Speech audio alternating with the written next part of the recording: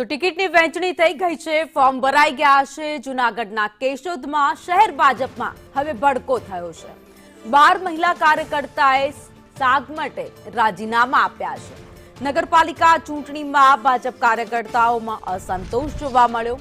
પૂર્વ નગર સેવિકા સહિતની મહિલાઓએ બળવો પોકાર્યો।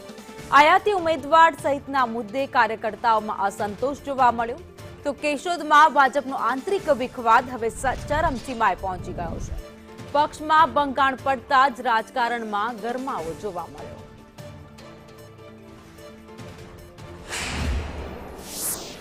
મારો વોર્ડ 1 નંબર મૂકી અને 8 નંબર વોર્ડમાં ચૂંટણી લડવા માટે તૈયાર છું અને હું આપમાં જોડાણી છું। જે સદસ્ય સક્રિય સભ્ય ના હોય અથવા તો ફોર્મ ભર્યા ના હોય એને સીધા 7 નંબરમાંથી ઉપાડીને સીધા 6 નંબરમાં લઈ લઈએ તો આ કેવો અન્યાય છે।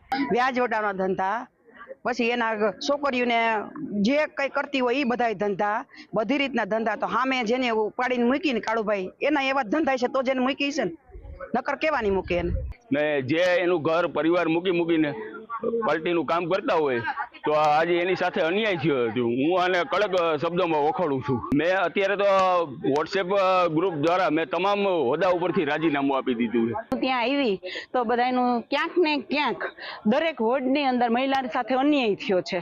મારી સાથે તો અન્યાય થયો છે વોર્ડ નંબર 1માં, કારણ કે હું 20 વર્ષથી જે કામ કરતી હતી એની સરકારે મને એની મારી સાથે કદર નથી કરી, સક્રિય કાર્યકર્તા તરીકે મારી નથી કદર કરી, કારણ કે ટિકિટની વેચણી થઈ, રીતસર ઉમેદવારની ટિકિટની વહીવટ દ્વારા વેચણી થાય છે। કોઈએ જવાબ ના દીધો એટલે મેં સવારે પાછું મહામંત્રીને ફોન કર્યો।